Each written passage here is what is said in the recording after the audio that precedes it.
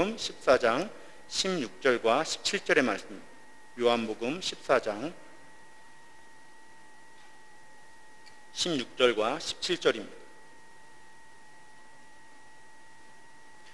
두 절밖에 되지 않기 때문에 우리가 한 목소리로 봉독하겠습니다. 시작. 내가 아버지께 구하겠으니 그가 또 다른 보혜사를 너희에게 주사 영원토록 너희와 함께 있게 하리니 그는 진리의 영이라. 세상은 능히 그를 받지 못하나니 이는 그를 보지도 못하고 알지도 못함이라.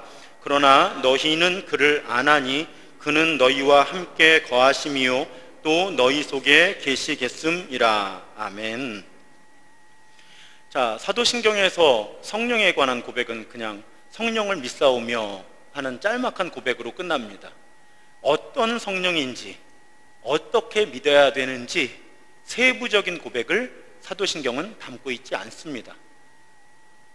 그러면 우리가 성령을 어떻게 이해하고 어떻게 성령님을 신뢰해야 할까? 오늘 그 말씀을 나누려고 합니다. 먼저 반복해서 설명드리는 거지만요, 여러분, 교리라고 하는 것은 역사성이 있습니다. 다시 한번 중요하니까 말씀드리지만 이 66권 하나님께서 우리에게 주시고 교회가 66권 이 정경으로 고백하는 하나님의 말씀의 권위와 교리의 권위는 같지 않습니다. 이제 교리의 중요성이 결코 가볍지는 않아서 한국교회가 사도신경을 꼭 마치 예배 시간에 꼭 그 고백을 해야만 정통 기독교인 것으로 이렇게 강조해온 부분이 적지 않지만요, 교리라고 하는 것은 첫날 설명드린 것처럼 역사의 과정 속에서 이 성경을 통해 하나님께서 무엇을 계시하고자 하셨는지를 인간의 언어와 논리로 풀어낸 것입니다. 그래서 그 교리가 어느 시대에 어떤 의도를 가지고 교리가 고백되었느냐에 따라서 교리는 다 강조점이 다른 겁니다. 그러니까 목사님, 장로교회에서는 이렇게 가르치는데 감리교회에서는 이렇게 가르치고 왜 순복음교회에서는 이렇게 가르치나요? 말씀드린 것처럼 하나님이 너무 크셔서 그런 겁니다. 그래서 장님 코끼리 만지듯이 어떤 전통이든지 강조점을 다 줄 수가 없는 거예요. 근데 역사가 이렇게 흐르다 보면 로마 가톨릭이 하나님의 이런 부분을 강조하다가 이런 부분을 놓치면 교회 개혁이 일어나서 개신교회가 출범하면서 가톨릭이 놓쳤던 부분을 강조하게 돼요. 그런데 다 부족하기 때문에 그럼 또 루터교회가 지나다 보면 루터교회가 놓치는 부분이 나오는 거예요. 그러면 개혁운동이 또 일어나고 그럼 이제 장로교회, 개혁교회들이 일어나서 그 놓친 부분을 보완을 하죠. 이런 식으로 다양한 전통들, 교단들이 만들어지면서 하나님이 어떤 분이신가를 교회들은 찾아온 겁니다. 그러니까 다른 교단의 교리가 서로 배척하는 게 아니에요. 강조점이 다른 겁니다. 이걸 배척하는 것으로 받아들이면 안 되는 거예요. 그래서 제가 자주 장님이 코끼리 다리 만지는 비유를 사용하는 이유가 감리교는 여기를 주로 만졌다면 장로교는 여기를 주로 만지는 거고 순복음은 여기를 주로 만지는 겁니다. 그러니까 은사주의를 강조하는 교단들은 은사를 강조하다 보면 다른 부분이 약해질 수밖에 없는 거예요. 근데 또 다른 전통에 오면 예를 들면 장로교회와 감리교를 비교하면 감리교회는 사람의 책임에 대해서 강조를 하죠. 강조를 하는 건 아닌데 다른 전통에 비해서는 자유의지와 우리의 책임, 이게 약화되기가 쉽거든요. 왜 약화되기가 쉬우냐면 장로교회 전통은 하나님의 주권에 대한 강조가 매우 강합니다. 네, 하나님의 주권에 대한 강조를 너무 강하게 하다 보면 인간의 책임 부분이 약화가 되는 거예요. 감리교회는 그 부분에 강조점을 더 둬요. 그러면 감리교회는 어떤 약점이 생길 수 있을까요? 하나님의 주권에 대한 강조점이 약해질 수가 있겠죠. 이렇게 해서 전통들은 서로 강한 부분이 있는 대신에 약한 부분이 있는 것이고 이걸 서로 주고받으면서 교회들은 하나의 그리스도의 몸된 교회가 되는 겁니다. 그러니까 다른 교단, 교파를 원수로 여기면 안 되는 거예요. 너무 쉽게 이단으로 우리와 다르다고 해서 이단으로 정죄하면 안 되는 겁니다. 그러다 보니 우리나라의 교단이 300 몇십 개라고 그러잖아요.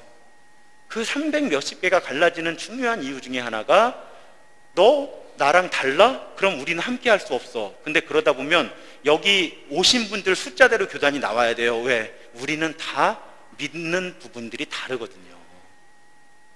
그러니까 이 시대에는 그런 다른 점에 주목해야 되는 시기가 아니라 다음 주에 이제 사도신경의 주제가 되겠지만 우리가 다 같은 공교회다라는 의식을 회복해가는 것이 필요합니다. 그래서 교리는 역사성이 있는 거예요. 그래서 특히 지금 우리들이 가지고 있는 신앙 고백의 대부분이 430년, 그러니까 5세기까지에 걸쳐서 형성이 됩니다. 그러니까 여러분 그 시간도 짧지를 않아요. 500년이에요. 500년의 시간을 거치면서, 예를 들어보면 예수님이 하나님이시냐 사람이냐, 그래서 우리가 예수님은 참 하나님이시고 참 사람이라고 배웠잖아요. 그 교리가 완성될 때까지 380년 정도가 걸려요. 이게 뚝딱 떨어지는 게 아니에요. 그러니까 그것 때문에 처음 모인 교회 회의가 325년이에요. 니케아 회의라고 해요. 그러면 그 회의 전에도 있었지만 그 회의를 통해서 어떤 의견들이 충돌을 하는가 하면, 조금 있어 보이는 용어로 얘기하면 유사본질론하고 동일본질론이 충돌을 해요. 동일본질론은 뭐겠어? 동일본질, 성부, 성자, 성령은 동일한 본질을 갖고 있다는 거예요. 유사본질은 뭐예요? 유사, 비슷하다는 거죠. 그러니까 성부, 성자, 성령은 동일하지 않고 유사하다는 거예요. 그러면 예수님은 참 하나님이에요? 성부 하나님보다 조금 못한 분이 되는 거예요? 성부 하나님보다 조금 못한 분이 되는 거예요. 그래서 그 신앙 고백을 지지했던 그룹들이 충돌을 하는 거예요. 충돌을 해서 각기 연구해온 것들을 가지고 토론을 하고 논쟁을 하고, 뭐 당연히 기도하겠죠. 이러면서 무엇이 정통인가를 찾아가는 노력을 몇백 년을 했다는 말씀이에요. 근데 그 325년에 모인 니케아 회의의 결과도 안정이 안 되고, 이건 또 정치력, 종교는 항상 정치의 영향을 받습니다. 그러니까 황제가, 로마 황제가 유사본질론에 힘을 실어주느냐 동일본질론에 힘을 실어주느냐에 따라서도 종교회의가 영향을 받는 거예요. 그런데 그 숱한 풍파를 거치고 어떤 믿음이 정통으로 고백되는가 하면 동일본질론이 정통으로 고백이 되는 거예요. 그래서 유사본질론이 이단으로 규정이 되고 동일본질론이 승리하면서 삼위일체라고 하는 교리가, 그 신앙의 고백이 완성이 돼요. 그러면 몇 년에 완성이 됐어요? 말씀드리기 어려워요. 어떻게 보면 아까 말씀드린 대로 381년에 모였던 콘스탄티노플 회의가 예수가 참 하나님이고 참 인간이라는 걸 완성했다고 볼 수도 있는데, 성령까지 또 쭉 보면 431년의 칼케돈 회의 이후까지도 이 논쟁이 계속됐다고 볼 수 있거든요. 그러니까 정확하게 몇 년에 이 고백이 완성됐다고 볼 수도 없고, 특히 우리가 지금 고백하고 있는 사도신경 역시 몇 년에 누가 어떻게 고백했는지를 추적하는 것이 거의 불가능하기 때문에 교리는 항상 이런 역사 속에서 형성이 되고 있어서, 교리는 절대시하기보다는 하나님의 구원의 원리와 하나님이 어떤 분이신지를 우리가 이 성경을 통해 계시된 것을 인간의 언어와 논리로 표현한 신앙 고백이라고 이해하시는 것이 적절합니다. 그러니까 너무 교리를 절대화하는 것은 오히려 우리가 성경을 통해 하나님이 우리에게 계시하시는 그 계시를 올바르게 이해하는 것을 방해할 수도 있는 거예요. 그래서 오늘 오신 분들 가운데도 이 신앙생활 해온, 그 성장해온 교회의 전통이 교리를 강조하는 전통에서 오신 분들은 굉장히 많이 부딪히실 거예요. 이런 표현에도 부딪히시고 저런 표현에도 부딪히시고. 근데 우리가 추구해야 되는 건 교리가 아니고 하나님의 진리인 거죠. 이거는 교리를 넘어서는 것입니다. 그래서 어떤 주어진 교리를 절대시하기보다는 그 교리가 어떤 고백을 하고자 고백된 것인지 그것을 정확하게 이해하고 비판적으로 판단하면서, 그러면 나의 신앙 고백이 무엇인가, 제가 이걸 주제로 성경 공부를 하면 마지막에 써보게 합니다.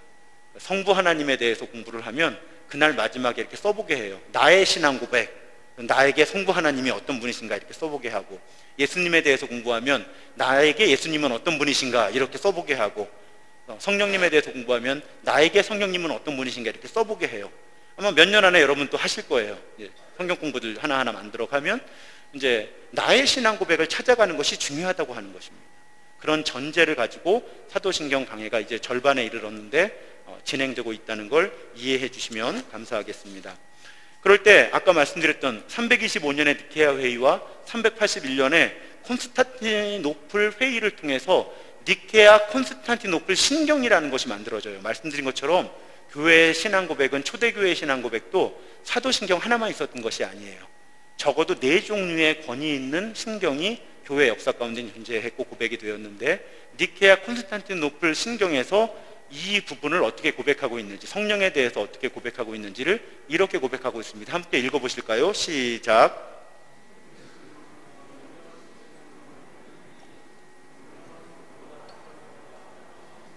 성부와 성자로 더불어 경배와 영광을 받으시며 예언자들을 통하여 말씀하셨나이다.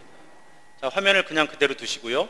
저기에서 만약에 핵심되는 포인트를 하나만 꼽으라고 한다면, 성부와 성자로 더불어 같은 경배와 영광을 받으신다는 고백이 매우 핵심되는 고백입니다. 무슨 뜻이에요? 성령님도 하나님이다. 같은 경배와 영광을 받으시는 겁니다. 예수가 하나님이라는 걸 인정하는데도 오래 걸렸지만, 성령이 하나님이라는 걸 인정하는데도, 정리하는데도 시간이 필요했던 거죠. 그래서 저 니케아 콘스탄티노플 신경을 지나며 성령은 성부와 성자로 더불어 같은 경배와 영광을 받으신다, 이렇게 고백이 완성이 된 것입니다. 자, 그럼 이제 말씀으로 들어가 보죠. 그러면 성경은 성령을 어떻게 가르치실까? 아까 말씀드린 대로 사도신경은 어떤 성령을 믿사오며라고 가르치지 않고 어떻게 믿사오며도 가르치지 않기 때문에, 저는 오늘 성경이 설명하고 있는 성령, 그리고 우리가 성령님과 연관해서 꼭 알아야 될 지식들을 이 자리에서 나누려고 해요. 자, 아까 오전에 우리가 비유의 중요성에 대해 살펴봤잖아요. 근데 성령님이 어떤 분이다 하는데 설명하기가 어려운 거예요. 그래서 성경이 성령님에 대해서도 비유로 표현하십니다. 여러분들 이미 알고 계세요. 성령 어떤 비유로 성경에 소개되죠? 그냥 입모양으로 해보세요. 또 역시 가만히 있어도 중간은 간다를 입장을 철저하게. 자, 첫 번째, 바람으로서의 성령이죠. 바람. 그래서 요한복음 3장 8절에 보면, 바람이 임의로 불매 네가 그 소리를 들어도 어디서 와서 어디로 가는지 알지 못하나니 성령으로 난 사람도 다 그러하다. 여기서 바람이라고 하는 이미지로 성령의 성품을 강조하려고 했던, 성령의 성격을 강조하고자 했던 부분은 뭘까요? 조금 어려운 말로 임의성이라 그러는 거예요.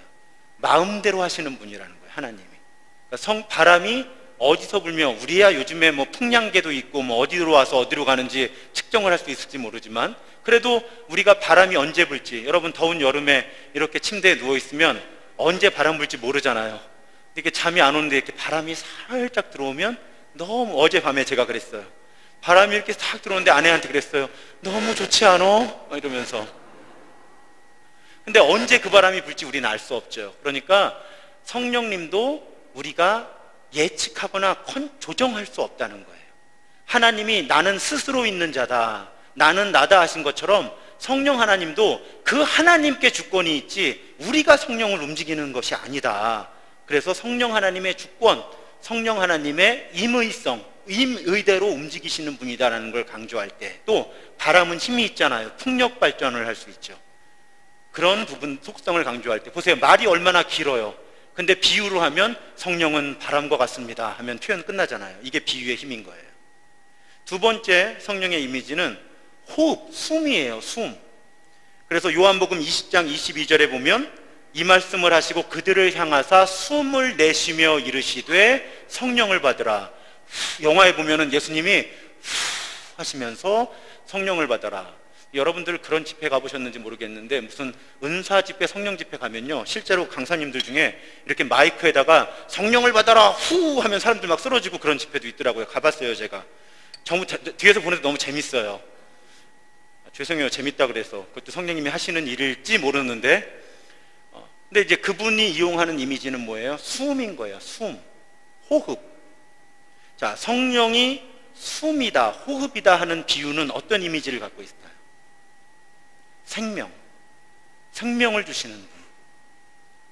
또 활력, 우리에게 힘이 되시는 분. 그 이미지가 호흡에 담겨. 호흡은 생명이잖아요. 숨 못 쉬면 죽잖아요. 그러니까 성령이 숨이다 하는 것은 우리는 성령 없이는 존재할 수 없다. 성령이 우리에게 생명을 주시는 하나님이시다라는 그 속성을 강조하는 것으로 풀어볼 수가 있습니다. 근데 이제 비유는 한계가 없죠. 여러분들이 그냥 마음껏 상상하시면 돼요. 성령님이 바람이다 할 때 여러분 마음대로 상상하시면 되고, 성령님이 숨이다 호흡이다 할 때도 여러분 마음껏 상상하시면 됩니다. 저는 아주 제한된 언어로 설명할 수 있을 뿐이에요. 세 번째, 성령은 기름 부음의 이미지로 등장하는 기름. 그래서 이사야 61장 1절에 보면 주 여호와의 영이 내게 내리셨으니 이는 여호와께서 내게 기름을 부으사. 성령은 기름을 붓는다 할 때 이미지로 함께 사용되는, 예수님도 나중에 본인의 사명에 대해 설명하실 때 저 이사야 61장의 본문을 인용하셨잖아요. 주의 영이 내게 임하셨으니 내게 기름을 부으사. 그러니까 우리가 성령에 대해서 언급할 때 성령의 기름 부음이다 이렇게 표현할 때는 사명, 은사 이런 것들과 연관시켜서 성령님의 속성을 표현하는 그런 언어가 되는 것이죠. 이보다 더 강한 이미지가 있습니다. 뭐죠? 불. 성령의 불로 이런 찬양이 있잖아요. 그 이미지는 어디서 와요? 사도행전 2장에 오죠. 마치 불의 혀처럼 갈라지는 것들이 그들에게 보여 각 사람 위에 하나씩 임하여 있더니 그들이 다 성령의 충만을 받고. 그러니까 불의 이미지로도 사용되죠. 불은 뭐예요? 이것도 역시 은사가 될 수 있고, 불하면 근데 뜨거워. 에너지죠. 힘이에요. 능력이죠. 그러니까 불같은 성령 할 때 우리는 성령의 은사, 성령께서 주시는 능력, 성령의 힘 이런 것들을 연상할 수 있습니다. 이처럼 성령은 다양한 비유를 통해서 우리에게 성령님이 어떤 분이신지를 성경을 통해서 우리에게 이렇게 계시해 오신 거예요. 그리고 오늘 본문에 또 하나의 비유가 등장하는데 그게 무엇인가 하면 보혜사라는 말이죠. 보혜사. 한자어기 때문에 조금 어렵긴 합니다만 보혜사라는 말은 헬라어 원어의 파라클레토스라고 하는데 옆에 같이 있도록 부름받은 사람이라는 뜻이래요. 옆에 있는 사람. 근데 이건 조금 살펴봐야 되는 게 그 시대를 살펴봐야 되는 거죠. 그 시대의 파라클레토스, 보혜사라고 하는 사람들은 어떤 사람이냐면 일단 기본적으로는요, 법률 자문가 변호사를 일컫는 용어였다고 합니다. 우리가 요즘에 뭐 안 가면 좋지만 법정을 가거나 혹은 드라마 같은 것을 보면 피고나 뭐 원고가 바로 말하기보다는 법정 대리인을 세워서 이렇게 이야기를 하잖아요. 그러니까 변호사가 나를 대신해서 내가 해야 될 말을 해주고 나를 보호해 주죠. 보혜사는 그런 역할을 하는 사람을 본래 의미하는 말이었다고 합니다. 그런데 당시에 좀 재산이 있고 권력이 있는 사람들은 단지 법정에 갈 때만 이 보혜사, 이 파라클레토스의 변호를 받는 것이 아니라 그냥 늘 옆에 이렇게 두는 거예요. 사람을 두고 이 사람의 도움을 받는 겁니다. 그래서 보혜사라고 하면 당시의 사람들은 이렇게 보혜사가 너희에게 오시는데, 그러면 이렇게 떠올리는 이미지는 늘 내 옆에서 나를 도와주는 사람이에요. 늘 내 곁에서 내 모든 문제들을 도와주는 사람. 그래서 영어 성경을 보면 이 보혜사를 풀 때 헬라어 원어로 풀 수 없으니까 다양한 언어로 푸는데 어떤 단어로 영어 성경이 푸는가 하면 헬퍼, 도움을 주는 사람, 또 카운셀러, 뭔지 아시죠? 상담해 주는 사람, 혹은 컴포터, 위로해 주는 사람, 이런 단어로 영어 성경은 설명을 하는 거예요. 그러니까 보혜사라는 말은 옆에서, 바로 옆에서 떠나지 않고 도움이 필요할 때 도와주고 상담이 필요할 때 상담과 조언을 해주며 내가 위로가 필요할 때 나를 위로해 주는 존재가 보혜사인 거예요. 그러니까 예수님이 제자들에게 내가 너희를 떠나면 보혜사가 너희에게 온다 할 때 그 사람들이 떠올리는 건, 아, 이제 누가 와서 내 옆에 항상 붙어서 나를 도와주나 보다. 내 옆에서 내가 도움이 필요할 때마다 나를 도와주고 법률 자문을 해주고 상담을 전문적으로 해주기도 하고, 만능이죠. 만능 도우미가 내 옆에 있다. 이것이 보혜사의 이미지인 거예요. 근데 예수님이 성령을 소개하시면서 우리에게 보혜사를 준다, 이렇게 소개하셨다는 것이죠. 얼마나 든든해요. 그렇죠? 저는 어디 외국 갈 때 영어 잘하는 사람 한 사람만 옆에 있어도 든든하더라고요. 제가 잘 못 알아들으면 통역도 해주고 이렇게 하니까 그런 통역한 사람만 옆에 있어도 든든한데 하나님은 하나님이 그런 역할을 해주시겠다는 거예요. 근데 예수님이 이 땅에 육체로 계시면 계속 같이 못 붙어 계시잖아요. 저 도와주실 때는 아무개 권사님을 못 따라가실 거 아니에요. 예수님이 이 땅에서 시간과 공간의 제한을 받으시면. 그러니까 예수님의 승천은 우리에게 좋은 일이라고 말씀하시잖아요. 지난 수요일에 설교하면서 제가 이별이 복된 것이 바로 그런 경우라고, 예수님이 떠나시면서 우리에게 보혜사를 주셨다고 말씀드렸죠. 그러니까 예수님은 승천하시면서, 그런데 정말 꼼꼼히 말하면 곁에 있는 보혜사가 아니에요. 어디 있는 보혜사예요? 그렇죠. 역시 수준 높은 교회예요. 어느 교회인지 모르지만 안에서. 그러니까 사람의 보혜사는 옆에서 든든하게 도와주고 위로해주고 상담해주는 그런 존재인데, 성령님이 보혜사라고 할 때 그 성령님은 옆에도 아니고 어디서요? 우리 안에서 우리를 위로하시고 필요한 도움을 주시고 우리를 위로해 주시고 우리를 상담해 주시는 그런 분이시다. 성경은 성령에 대해서 우리에게 이렇게 말씀해 주고 계시다는 거예요. 근데 우리가 자주 그걸 잊어버리는. 그래서 제가 자주 말씀드리죠. 기도하실 때 성령님 오시옵소서, 저는 그런 고백을 좋아하지 않는다고요. 성령님 오시옵소서라는 고백이 담고 있는 문제점은 뭐예요? 그럼 지금 어디 가셨어요? 바로 그런 언어라는 게 항상 그래요. 틀린 말은 아니에요. 왜냐하면 사도신경에 보면 성령이 이렇게 강하게 임재하는 것이, 성령이 불의 혀처럼, 또 성령의 이미지 가운데 하나 다루지 않은 것이 비둘기처럼 뭐 이렇게, 그럴 때 성령이 하늘에서 내려오는 것 이미지를 가지고 있으니까 성령님 오늘 여기에 임하시옵소서라는 고백이 틀린 건 아닌데, 이래서 인간의 언어는 한계가 있을 수밖에 없어요. 근데 하나님이 우리 안에 계시다면서요. 그런데 성령님 오늘 임하시옵소서 한다는 고백이 담고 있는 엄청난 한계는 뭐예요? 그럼 지금 성령님은 어디 가셨다는 뜻이 돼요. 그래서 제가 그 고백을 별로 안 좋아하는 거예요. 제가 만약에 여기 앞에서 찬양을 인도하거나 기도를 인도할 때 여러분 오늘 성령께서 이곳에 임하실 것입니다 하면 막 아멘 하시는데, 그럼 어디 가셨나 그 성령은 지금? 뭐 어디 계시다가 오셔? 이런 한계가 있는 거죠. 그래서 저는 우리 안에 계신 성령을 강조하기 위해서 성령님 임하시옵소서라는 단어를, 용어를 별로 좋아하지 않고 사용을 안 하는 거예요. 오히려 제가 성령님을 언급하면서 기도를 할 때는 이렇게 기도 부탁을 해요. 여러분 안에 이미 계신 성령님께 주목하십시오. 사실은 성령님이 여기 계신데 우리가 외면하고 살잖아요. 솔직히. 하나님, 성령님은 우리 곁에서 도우미가 되어주신다는데 지금은 제가 성령님이 필요 없사오니 잠시 그냥 눈을 감아주시면 감사하겠습니다 하고 우리 안에 계시지만 성령님을 무시하고 산다는 거예요. 아니신가 봐요. 저는 그런데. 그래서 저는 성령님 오늘 여기 임하시옵소서라는 고백보다는 성령님에 대해 일깨워 드릴 때 지금 여러분 한 분 한 분 안에 계신 성령님께 집중하시기 바랍니다.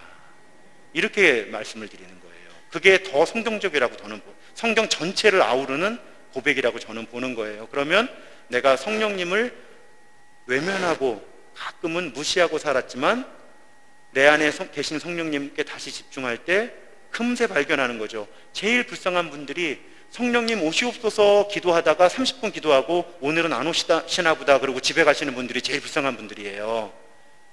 자기 안에 계신 성령님께 집중하면 금방 만날 텐데 성령님이 저기 어디 우주의 안드로메다쯤 계신 분이라고 생각해서 성령님 오늘 나에게 임해달라고 엄청 부르짖다가 오늘은 안 오시나 봐 그러고 집에 가는 거예요.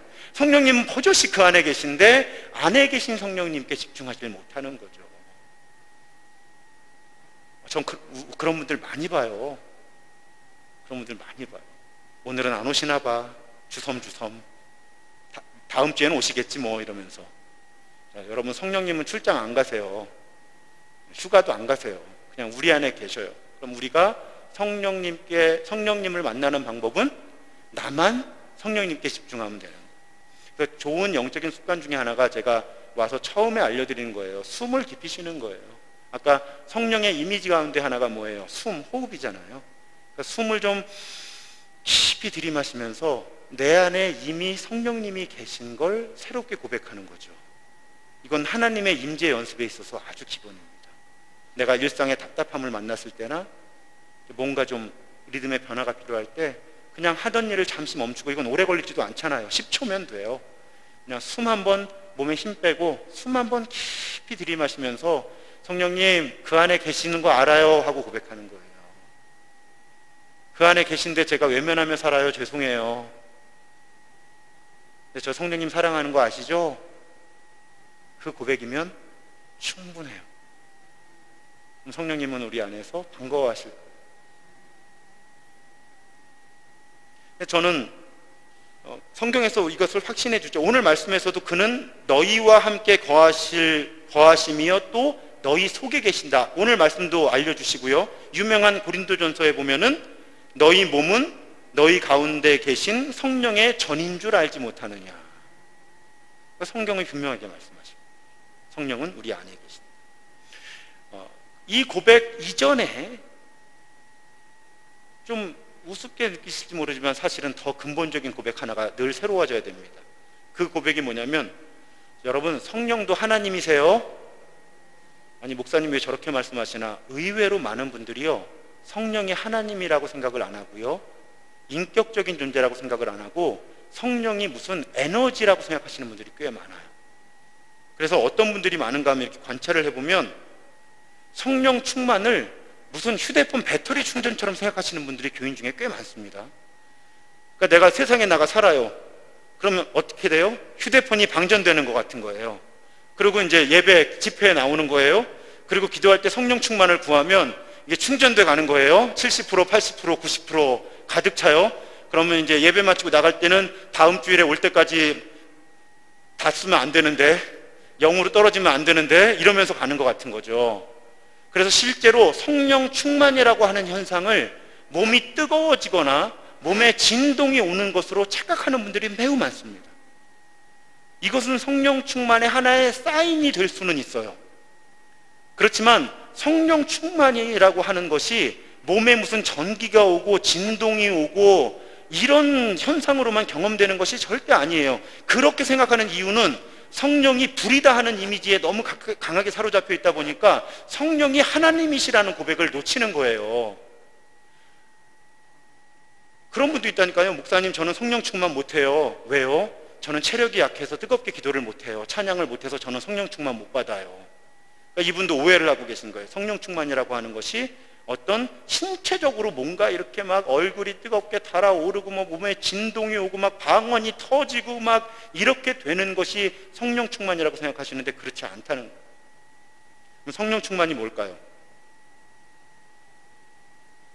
내 안에 계신 성령의 존재를 인정하고 그분의 뜻에 따라서 살아가는 것이 성령 충만이에요. 성령도 하나님이시라니까요. 그러니까 성령이 내 안에 가득하다, 충만이라는 게 가득하다잖아요. 성령이 내 안에 가득하다라면, 성령이 내 안에 가득하다라면 어떤 일이 생길까요? 내 믿음의 고백이 흔들리질 않겠죠? 내가 하나님의 뜻이 무엇인지를 분명하게 분별할 수 있겠죠? 성령님이 정말 하나님이 내 안을 가득 채우고 계시면 하나님 뜻대로 사는 것에 별로 거부 반응이나 저항이 없이 그 뜻 길을 걸을 수가 있겠죠? 그리고 무엇보다도 성령님이 멀리 계신 분이 아니라 나와 함께 하시는 분으로 경험이 되고 고백이 되겠죠? 여러분 그 상태가 성령 충만인 거예요. 그것은 어떤 열광적인 상태를, 방언과 같은 상태를 수반하지 않을 수 있어요. 여러분 저는 인간이 경험하는 최고의 성령 충만의 상태가 어떤 상태라고 생각을 하는가 하면, 성경을 기록한 사람들이 최고의 성령 충만의 상태였을 거라고 봐요. 저는 다양한 비유가 가능하겠지만요, 이해가 되시죠? 성령이 사람의 손으로 쓰여졌잖아요. 하나님의 말씀이 인간의 글로 기록된 거라고 계속 말씀드리죠. 그러면 여러분 보세요. 성경을 기록했을 때 그 상태의 사람들이 제정신이었을까요? 아니었을까요? 이런 질문 까다롭죠? 근데 저는요, 성경을 기록했을 때 그 사람들이요, 뚜렷하게 제정신이었을 거라고 봐요. 그런데 뚜렷하게 제정신이어서 최고의 지혜와 언어로 성경을 기록했을 거라고 봐요. 그런데 그 상태가 성령 충만한 상태였다는 거예요. 하나님의 말씀을 인간의 글로 옮길 만큼. 그러니까 그 상태는 정신을 잃은 상태가 아니었다는 거예요. 생각을 못하는 마비된 상태가 아니었다는 거예요. 오롯이 뚜렷하게 내가 갖고 있는 최선을 다해서 최고의 언어로, 최고의 기억으로 성경을 기록하지만 그 상태가 성령 충만한 상태였잖아요. 여러분, 성령 충만에 대한 오해를 버리셔야 돼요. 이성적인 사람이라고 해서 성령 충만이 아닌 게 아니란 말이죠. 이성적인 사람의 성령 충만은 자기 이성이 온전히 하나님께 사로잡혀져서 하나님의 지혜를 분별할 수 있을 때 이성적인 사람의 성령 충만이 있는 거죠. 그러니까 성령 충만은 감성적인 사람의 전유물이 아니에요. 또한 감성적인 분들 조심해야 돼요. 쉽게 어떤 현상들이 일어나니까 나는 쉽게 성령 충만을 받는구나. 아니에요. 모든 신체 증상이 다 성령 충만이라고 말할 수 없고요. 그것도 기질 차이가 있어요. 자, 여러분, 방언이 성령 충만의 증거인가요? 저는 그렇게 보지 않아요. 성령 충만의 하나의 표현으로 방언을 할 수는 있지만 방언 모두를 성령께서 주시는 현상이라고 볼 수 없는 이유는 기독교 밖에도 방언이 있어요. 제가 눈을 좀 넓혀보자는 말씀을 계속 많이, 특히 우리 전도사님들이 요즘 저한테 맨날 듣는 얘기예요. 눈을 조금만 넓혀보면 아주 많은 것들이 보여요. 감리교단은 전통의 눈을 조금만 바깥으로 돌려서 다른 교단들을 보면 정말 감리교단이 얼마나 문제가 많은지를 알 수 있고요. 또 얼마나 장점이 많은지도 새롭게 보입니다. 개신교 바깥으로 조금만 눈을 돌리면 우리 개신교의 신앙 고백이 얼마나 뛰어난지도 볼 수 있지만 우리 개신교 신앙 고백이 어떤 점들을 놓치고 있는지도 함께 볼 수 있는 거예요. 방언을 너무 신성히 여기지 말 것은 기독교 밖에도 방언의 현상은 존재하거든요. 방언이 성령 충만의 증거라면 성립하지 않는 전제가 되는 거죠. 제가 사탄이라고 해도 방언 줄 수 있을 것 같아요. 분별력을 잃게 하는 데는 방언이 최고예요. 진동이 최고예요. 입신이라고 하는 현상이 최고예요. 그래서 영적 분별력이 필요한 거예요. 어떤 눈에 보이는 현상이나 은사를 볼 때 그것이 정말 성령께서 주시는 것인지 아닌지를 판단하는 것은 영적 분별력이 필요한 거예요. 그냥 그 현상에 속으시면 안 되는 거예요. 그래서 제가 제가 경험했던 사건을 언젠가 말씀드렸죠. 제가 대학교 2학년 때 기숙사에 있는데 어떤 사람이 똑똑하고 들어와서는 교회 다니냐 그래서 그렇다 그랬더니 제 앞에 앉더니 저보고 성령 충만하냐는 거예요. 성령님이 이 안에 계시냐는 거예요. 얘는 또 뭐지? 이러고 쳐다보고 있는데 갑자기 제 눈을 똑바로 보더니 방언을 하는 거예요. 엽기스러워라. 근데 그러더니 자기는 이게 성령 충만의 증거라는 거예요. 제가 그걸 못하면 저는 성령 충만하지 않다는 거예요. 이런 인간이 있나. 그때 어떻게 대응했는지 생각이 잘은 안 나는데요. 여러분, 성령 충만의 증거 보일 게 뭐 있어요? 한마디면 돼요. 예수가 그리스도이십니다. 왜요? 성경이 말씀하셨잖아요. 누구든지 성령으로 아니하고는 예수를 그리스도로 고백할 수 없다고 했어요. 뭘 그렇게 힘들게 방언을 해? 그것도 괴기스럽게 남 눈을 쳐다보면서. 그냥 예수는 그리스도다 한마디 할 수 있으면 내 안에 성령께서 이루시는 고백입니다 하면 되는 거죠. 여러분, 이상한 거에 현혹되지 마세요. 이상한 거에 현혹되지 마세요. 너무 이상한 사람들이 많고요. 요즘엔 이 유튜브 때문에 하여튼 온갖 가짜 뉴스와 거짓 예언이 너무 전파가 잘 돼요. 여러분, 분별을 잘 하셔야 되는 거예요. 성령 충만은 뭐에 열광되고 취하는 상태가 아니고요. 내가 내 안에 계신 성령님이 인정이 되고 고백이 되고, 그래서 그 성령님의 뜻이 뭔지를 알겠어서 오늘 내가 큰 저항과 어려움이 없이 성령의 뜻대로 말하고 행동할 수 있게 되는 상태가 성령의 충만인 거예요. 이제 분명하게 이해하셔야 돼요. 성령 충만한 거. 그러니까 이제 제 앞에서 제 안에는 성령님이 계시지 않습니다, 이런 말씀 하시지 마세요. 그럼 저는 딱 하나만 물어보잖아요. 예수가 그리스도 되세요? 그럼 그렇대요. 그럼 그건 누가 시켰냐고. 성령님이 시켰지. 왜 버젓이 계신 성령님을 없다 그러냐고. 성령님이 얼마나 기분 나쁘시겠냐고. 지금 우리는 그렇게 사는 거예요. 근데 왜 그래요? 자꾸 감각에 의존해서 그래요. 하나님이 주시는 말씀에 의존해야지 자꾸 내 기분, 내 안에 성령님이 안 계신 것 같거든요. 아니, 우리 감각이 그렇게 출중해요? 하나님을 느낄 만큼 항상? 그냥 말씀을 믿으면 되죠. 하나님이 우리 안에 계시다면 그냥 계신 걸로 믿으면 되지. 왜 자꾸 내 감각을 의존하냐는 거예요. 오히려 감각이 우리를 속이는데. 여러분, 오늘 덥네 안 덥네 정확하게 알 수 있으세요? 오늘이 어제보다 온도가 높다 낮다? 우리 몰라요. 습도 조금만 바뀌면요, 우리 체감 온도가 바뀌거든요. 우리 감각 그리 예민하지 않아요. 우리 자꾸 감각에 의존하려고 하는 거예요. 느낌에 의존하려고 하는 거예요. 그러지 마시고요, 우리 말씀에 의존하자고요. 성령님이 어디 계세요? 우리 안에 계세요. 아멘? 그럼 그냥 그렇게 우리 믿으면 되는 거예요. 달리 증명할 이유가 없어요. 증명할 방법도 없고. 어떻게 증명하시겠어요? 성령님이 안에 계신 거. MRI로 안 나오거든요. 이건 고백하면 되는 거예요. 성경의 약속대로 지금 성령은 내 안에 계십니다. 그 증거로 나는 예수를 그리스도로 고백하고 지금 하나님의 뜻대로 살려고 애를 씁니다. 이것으로 충분합니다. 더 이상 성령 충만의 증거를 구하는 사람들은 이단일 가능성이 매우 높거나 정통이라고 해도 편협한 신학적 성향을 갖고 있을 가능성이 매우 높으니까 가까이 하시지 않는 것이 좋습니다. 그런데 이제 남은 시간 두 가지 용어만 강조하면 됩니다. 설교가 너무 재밌어서 큰일 났어요. 한 10분 내로 끝내야 되는데 너무 재밌어요 지금. 오늘은 이후에 신방도 없고 회의도 없는데, 그러다 보니까 마음에 부담도 없고 지금 너무 재밌는 거예요. 여러분들이 이렇게 하나하나 알아가시는 표정들이요, 너무 막 짜릿해요. 지금 제가 막 너무 신났어요 제가 지금. 그런데 성령에 대해서 이제 두 가지를 더 말씀드리면 성령에 대한 고백을 마칠 수 있는데, 하나가 열매고 하나가 은사예요. 성령을 우리가 고백할 때 이 두 가지를 꼭 함께 고백을 해야 합니다. 성령의 열매는 여러분 갈라디아서 5장에 나오는 거 다 아시죠? 한번 자막이 없어요. 자막 안 보여주고 한번 하나하나씩 해보죠. 오직 성령의 열매는 사랑과 희락과 화평과 오래 참음과 자비와 양선과 충성과 온유와 절제니 이 같은 것을 금지할 법이 없다. 저는 어떻게 외우냐면 만나교회 교구가 요거 9개라서 외워요. 자, 이런 9가지의 열매가 있어요.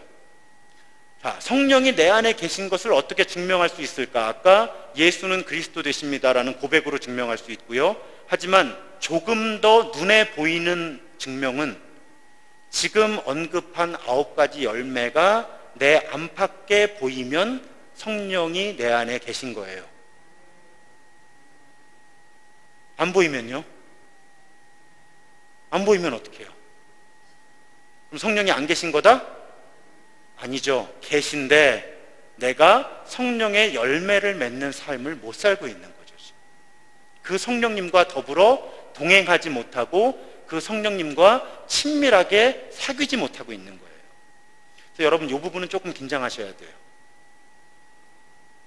제가 새벽 설교 때 많이 반복해서 말씀드리는데, 내가 성령 충만한 사람인지 성령 충만한 사람이 아닌지는 방언과 다른 은사와 기적과 다른 표적들이 증명하는 게 아니고요, 내가 어떤 사람인가가 증명하는 거예요. 여러분, 제가 2018년에서 2019년 넘어오는 송구영신 예배 때는 없었으니까 그때는 그 멘트를 못했지만 올해는 반드시 그 멘트를 할 건데, 내년에도 반드시 그 멘트를 할 건데, 2018년에서 2019년 넘어오는 송구영신 예배를 드릴 때보다 2019년에서 2020년 넘어가는 송구영신 예배를 드릴 때 우리가 더 성령의 열매를 맺는 사람이 되어 있어야 하는 거죠. 성령님과 정말 친밀하게 동행했고 성령 충만을 받는, 누리는 사람들이라면, 이건 누가 알아요? 움직이니까 자꾸 잡으면 하나 봐요. 자, 누가 알아요? 자기 잘 몰라요. 가족이 제일 잘 알아요. 남편과 아내 혹은 함께 사는 자녀들이 제일 잘 알아요. 자, 체면 불구하고 올해 송구영신 예배 지낼 때는 한번 물어보게 할 거예요. 저 옆에 있는 사람들에게. 가족이 있다면 가족에게, 혹은 옆에 있는 집사님, 권사님들한테, 집사님 보시기에는 제가 작년하고 올해를 지나며 더 성령의 열매가 열리는 것 같습니까? 아닙니까? 여러분, 사실 그럴 때 내 가까이 있는 사람이 당신에게서 성령의 열매를 볼 수 있습니다라고 말해줄 수 있는 것이 성령님의 내주하심과 우리가 그 성령 하나님이 충만한 상태, 성령 하나님과 친밀한 사귐과 동행이 있는 상태에 대한 증거라는 거예요. 반대로 그런 열매가 열리지 않는다면 우리는 조금 위기의식을 가져야 한다는 겁니다. 이와 쌍벽을 이루는 것이 성령의 은사예요. 성령의 은사는 아주 많이 있죠. 그래서 고린도전서 말씀을 가져왔는데 다 읽어드리지는 않을게요. 로마서 12장, 고린도전서 12장, 에베소서 4장에 은사의 목록에 나오는데 대략 20가지가 넘어요. 성령의 은사가. 그런데 제가 만나교회 청년들 보고 받고 싶은 은사가 뭐냐고 물어보면 정말 10에 8은 방언이라고 얘기해요. 그 다음에 한 명이 통역이라고 얘기해요. 결국 쌍벽이잖아요. 방언하고 통역하고. 그러니까 10에 9이 방언하고 통역만 이야기해요. 이건 비극이에요. 교회가 그렇게 가르친 거예요. 성령의 은사가 20개에서 30가지가 성경에 나오는데 젊은이들이 알고 있는 은사가 방언하고 통역밖에 없다는 건 나머지 은사에 대해서 교회가 무지하다는 거예요. 그런데 성령의 은사에는 어떤 것들도 있어요? 말씀을 좀 보죠. 고린도전서 12장 4절부터 보지 말고 8절부터 보죠. 방송실 혹시 말씀이 준비됐으면 8절. 자, 어떤 사람에게는 성령을 통하여 지혜의 말씀을 주시고, 그러니까 지혜의 말을 하는 것도 은사예요. 어떤 사람은 같은 성령을 따라서 지식의 말씀을 주십니다. 지식으로 이야기하는 것도 은사예요. 믿음도 은사고, 병 고치는 것도 은사고, 기적을 행하는 것도 은사고, 예언하는 것도 은사고, 영을 분별하는 것도 은사예요. 은사에 여러 종류가 있어요. 섬기는 것도 은사예요. 근데 이 교회가 섬기는 것도 은사라고는 안 가르치고 자꾸 눈에 보이는 병 고치는 은사, 방언의 은사 이런 것들만 가르치면서 은사에 대한 교회의 가르침이 왜곡이 되는 거예요. 제가 은사를 이야기할 때 잊혀지지 않는 이야기가 있는데 실제로 한국교회 유명한 목사님 한 분이 70대에 본인이 경험한 얘기를 하셨어요. 농촌에서 목회하고 있는데 사택에 권사님 한 분이 숨이 차서 오신 거예요. 목사님 빨리 좀 와보세요. 왜 그러세요? 그랬더니 목사님은 목사님이니까 병 고치는 은사가 있으실 거 아니냐고, 빨리 우리 아들 아픈데 빨리 와서 좀 안수 기도해서 병 좀 고쳐달라고. 그래서 그 목사님을 모시고 아픈 아들이 있는 집에 간 거예요. 근데 그 권사님이 목사님 이제 기도해 주시겠지 했더니 갑자기 목사님이 그 아들을 업고 뛰는 거예요. 그러니까 이 권사님이 놀래갖고 따라오면서 아이 목사님 기도해달라니까 어디 가세요? 그랬더니 그 목사님이 그 아들을 업고 막 뛰면서 권사님 나는 병 고치는 은사는 없고 아픈 교인 병원에 업어다 주는 은사가 있어요. 그리고 뛰어가셨다는 거예요. 여러분 우스갯소리인데 사실은 은사에 있어서 매우 중요한 이해를 말씀하고 있는 거예요. 무슨 신비한 은사, 병 고치고 방언하고 그 방언을 통역하고 기적을 행하는 것만 은사가 아니고요, 남몰래 출퇴근길에 교회 와서 비질 한번 하는 것이 은사예요. 교인들 맛있게 먹는 게 기뻐가지고 토요일 날 와서 이 삼복더위에 다른 교회 주보 보니까 여름에는 배식을 많이들 쉬더라고요. 우리 교회 한 주도 안 쉬고 지금 교인들이 식사를 대접을 받는 거잖아요. 그럼 누군가는 삼복더위에 보통 우리 교인들이 또 오시면 이 1층 홀에 에어컨을 안 키세요. 아깝다고. 한두 분 일할 때는. 그러고 그냥 이런 선풍기 하나 틀어놓고서 그냥 그 삼복더위에 땀을 뻘뻘 흘리면서 교인들 음식 준비를 하시는, 여러분 이 은사가 얼마나 대단한 은사예요. 이 은사가. 다른 사람이 이렇게 풀 죽어 있는데 등 한번 툭툭 두드리면서 괜찮아 힘내, 밥이나 한번 먹을래? 이게 얼마나 은사예요. 이거 사람 살리는 은사예요. 이거 우리가 은사를 왜곡해서 알고 있는 거예요. 아픈 교인 기도해서 병 고치는 것도 은사지만 들쳐업고 그 밤에 병원 찾아 뛰는 것도 은사라니까요. 정말 그런 다양한 은사들을 성령께서는 우리에게 주시는 거예요. 그래서 건강하게 은사를 이해하는 교회는 교인들이 열등감과 위축되지 않는 거예요. 왜? 하나님이 내게 주신 은사가 뭔지 아는 거예요. 그래서 그 은사대로 섬기는 거예요. 그리고 그것을 서로 존중해 주는 거예요. 아, 저 집사님은 저것이 은사져서 저걸 섬기시는구나. 아유, 저 권사님은 저 은사로 섬기시네. 아유, 우리 장로님들은 이런 은사로 섬기시네. 그런 교회가 건강한 예수의 몸을 이루고 있는 거죠. 눈, 코, 입, 귀, 내장이 서로 안 싸우잖아요. 성경은 그런 은사론을 우리에게 말씀하고 계신 거죠. 그래서 사도 바울이 고린도전서 14장에서 뭐라고 얘기해요? 방언으로 만마디 말을 하는 것보다 다른 사람에게 도움을 주기 위해서 깨달은 말씀 5마디를 하는 것이 훨씬 더 값진 것이다라고 이야기하잖아요. 우리는 아니잖아요. 누가 막 신비스럽게 방언을 하면 저 사람 정말 은사가, 사도 바울이 이걸 경계하는 거예요. 야, 혼자 방언해서 뭐하니? 왜냐하면 성령께서 우리에게 은사를 주시는 제일 기본적인 이유는 공동체를 섬기라고 주시는 거거든요. 그래서 아까 읽었던 고린도전서 말씀에 뭐라고 하냐면 각 사람에게 성령을 나타내 주시는 것은 유익하게 하기 위함이다. 무엇이 유익하게? 교회가 유익하게, 신앙 공동체가 유익하게. 그러니까 은사가, 어떤 은사가 더 귀하냐 귀하지 않냐를 판정하는 기준은 신비해 보이는 게 아니고, 그게 초자연적이냐 아니냐가 아니고 우리 공동체에 어떤 도움이 되느냐가 사도 바울이 이야기했던 은사의 우선순위라는 거예요. 오죽 답답하면 사도 바울이 다른 사람 깨닫지 못하는 방언으로 만마디 말을 하기보다 다른 사람이 깨닫도록 하나님의 말씀 5마디를 들려주는 것이 훨씬 귀한 거라고 표현을 했겠어요. 고린도전서에서. 그런 은사의 균형을 우리가 이해해야 하는 겁니다. 근데 한국교회가 그 어려움이 있었던 거예요. 여러분, 한국교회가 성령의 열매를 강조해 오질 않은 거예요. 뭐를 많이 강조해 왔어요? 은사. 근데 은사도 정확하게 균형 있게 강조해 온 것이 아니라 지금까지 언급했던 대로 균형을 잃은 편협한 은사를 가르쳐 온 거예요. 여러분, 한국교회가 만약에 은사를 강조하는 비율만큼 성령의 열매를 강조했다면 지금처럼 어렵게 되지 않았을 거라고 저는 믿어요. 너무 은사 받는 것만 강조, 이 은사를 왜 받는 건지도 모르고 그냥 은사를 달라고 기도하는 거예요. 그냥 내 확신 좀 더 가지려고. 은사는 공동체의 유익을 위해서 하나님이 우리에게 선물로 주신, 그것을 공동체를 이롭게 하는. 그런데 그 은사만큼 혹은 더 중요한 것은 성령님이 우리와 함께하는 것에 대한 증거는 열매로 나타나는 것이다. 성령의 열매로. 그런데 은사와 열매에 모두 포함되는 것이 하나가 있습니다. 무엇이죠? 사랑입니다. 그래서 기독교는 사랑의 종교라는 거예요. 성령님은 사랑의 영이라는 겁니다. 성령의 은사의 목록과 열매의 다, 심지어는요 성령의 9가지 열매가 아니라고 주석하는 분들이 꽤 많아요. 왜냐하면 거기에 열매가 단수로 사용돼요. 단수. 그러니까 성령의 열매는 하나라는 거예요. 뭐? 사랑.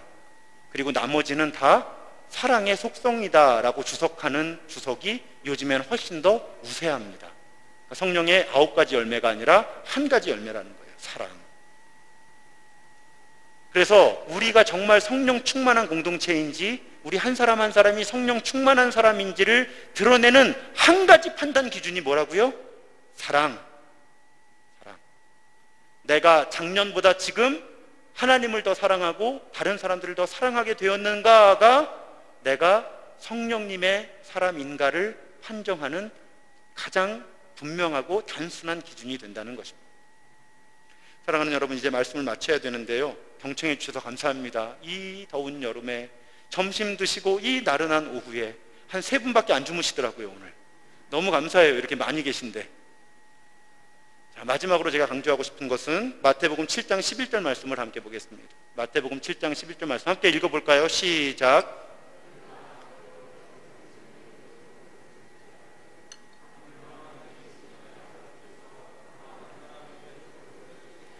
자, 화면을 좀 보세요. 너희가 악해도 자녀에게 좋은 것을 줄 알거든 하물며 하늘에 계신 너희 아버지께서 구하는 사람에게 좋은 것을 주지 아니하시겠느냐.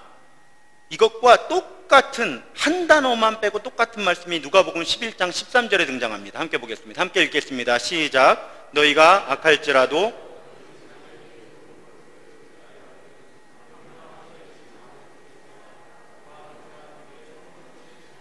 자, 뭐가 차이가 나는지 아시겠죠? 마태복음 말씀에서는 구하는 사람에게 좋은 것을 주시지 않겠느냐 했는데, 누가복음에서는 구하는 사람에게 성령을 주시지 않겠느냐. 이 말씀이 우리에게 주는 가르침은 무엇을 구하라? 성령을 구하라. 다른 좋은 것을 구할 수 있지만 우리들이 가장 구해야 할 것은 성령이다. 사실은 구할 필요도 없죠. 이미 계시니까. 성령이 내 안에 계심을 인정하고 그 성령님과 친밀하게 동행하면 다른 것은 이루어지니까. 그래서 여러분, 매일 기도하실 때 한 가지를 구해야 한다면 숨 한번 깊이 들이마셨다가 내쉬시면서 오늘도 내 안에 계신 성령과 동행하는 하루가 되게 해주십시오. 내 안에 계신 성령님과 친밀하게 동행하는 하루가 되게 해주십시오. 내 안에 계신 성령님의 음성에 순종하는 하루가 되게 해주십시오 하면 그것이 우리의 구해야 될 것의 가장 좋은 것이다. 그리고 하나님은 그것을 이루실 것이다. 그런 성령님, 우리가 사도신경에서 성령을 믿사오며 고백할 때 이렇게 1시간 동안 나눈 이 엄청난 고백을 우리는 담아내고 있는 겁니다. 성령님이 어떤 분이신지, 성령님과 무엇이 성령 충만인지, 성령님과 동행할 때 어떤 선물을 주시는지, 그 결과로 어떤 열매가 우리 삶에 열리는지, 우리 안에 계신 성령님과 친밀하게 동행하고 그분이 주신 은사를 받아서 공동체와 세상을 섬기고 그분이 주시는 열매를 우리 함께 보며 기뻐하는 그런 우리 모두가 되기를 주님의 이름으로 축복합니다. 우리 결단 찬양, 그래서 성령이 오셨냅니다. 허무한 시절 지날 때 깊은 한숨 내쉴 때 그런 풍경 보시며 탄식하는 분이 있네. 고와 같이 너희를 버려두지 않으리. 내가 너희와 영원히 함께하리라. 그리고 성령이 오십니다. 함께 찬양하겠습니다.